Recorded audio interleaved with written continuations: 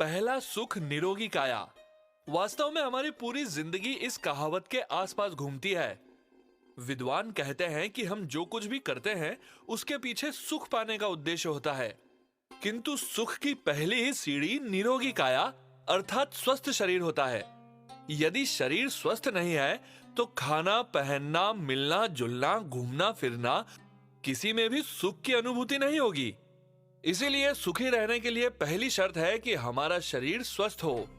आधुनिक जीवन शैली, बदलते पर्यावरण, खाद्य पदार्थों में मिलावट, भोजन के बाजारीकरण, पाश्चात्य संस्कृति में आकर्षण के कारण सामान्यतः हम स्वास्थ्य की ओर ध्यान नहीं दे पाते और व्यस्त जीवन शैली के चलते थोड़ी थकान पर भी किसी दर्द निवारक औषधि का प्रयोग करके अपनी थकान को दूर कर लेते हैं और कुछ समय बाद हम इसके अभ्यस्त हो जाते हैं, जिसका परिणाम किसी भयंकर रोग के रूप में सामने आता है।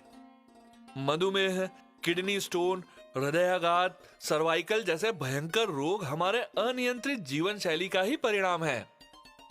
खान पान के बाजारीकरण और व्यस्त जीवन शैली के कारण सामान्यतः लोग अपने भोजन में डिब्बा बंद पदार्थों का उपयोग करते हैं, जो भारतीय वातावरण के लिए अनुकूल नहीं है।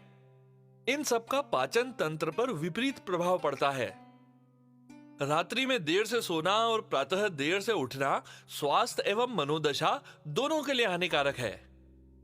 प्रकृति ने मानव शरीर की इस प्रकार से रचना की है कि साधारण भोजन से भी शरीर के लिए आवश्यक पोषक तत्व प्राप्त हो सकते हैं, किंतु कुछ लोग शक्तिवर्धक औषधियों का प्रयोग करते हैं, जो कालांतर में स्वास्थ्य पर विपरीत प्रभाव डालते हैं।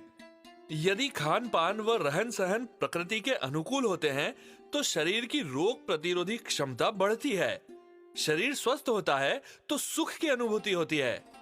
अपने खान पान व दिनचर्या को प्रकृति के अनुसार करके स्वस्थ और सुखी जीवन जीकर मनुष्य के 100 साल जीने के लक्ष्य को प्राप्त किया जा सकता है। जैसा कि लोकोक्ति कहावत में अनुभव के आधार पर कहा गया है, भोजन आधा पेट कर दुगना पानी पी, तिगुना श्रम चौगुनी हंसी, वर्ष 125 जी। कितनी साधारण सी बात है कि भूख से कम भोजन करें, पानी खूब पिएं, श्रम करें और प्रत्येक दशा में प्रसन्न रहें।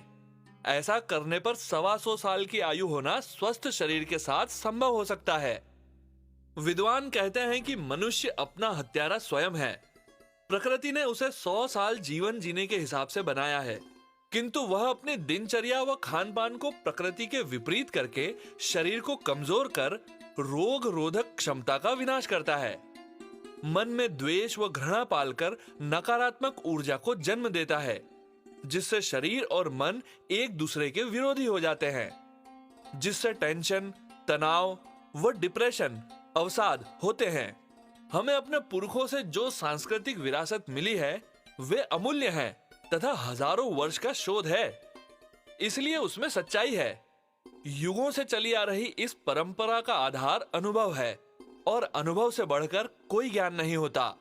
पुरखों द्वारा जो स्वास्थ्य संबंधी कहावतें कविता के रूप में कही गई है, इनके पीछे उनका यह उद्देश्य रहा है कि मानव मन पर कविता में कही गई बात का सीधा प्रभाव पड़ता है और कविता मानस मस्तिष्क में सदियों तक पीढ़ी दर पीढ़ी जीवित रहती है।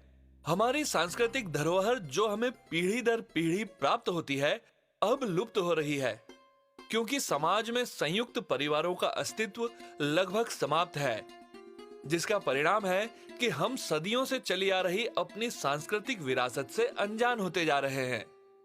इसी तारतम्य में लुप्त प्रायः सांस्कृतिक धरोहरों से लोगों का परिचय कराया जाना इस पुस्तक का उद्देश्य है। पाठक देखेंगे कि हमारे सीधे साधे पुरखों ने मन की बात कितने सीधे साधे ढंग से कही है। अशिक्षित कहे जाने वाले हमारे महान पुरखों ने अपने अनुभव के आधार पर कितनी जनहितकारी शिक्षा दी है। पुरखों ने समझाया है कि सावधानी इलाज से श्रेष्ठ है। 100 दवा एक परहेज अर्थात परहेज कर लेना 100 दवाओं से अच्छा बताया है। तंदुरुस्ती 1000 नियामत।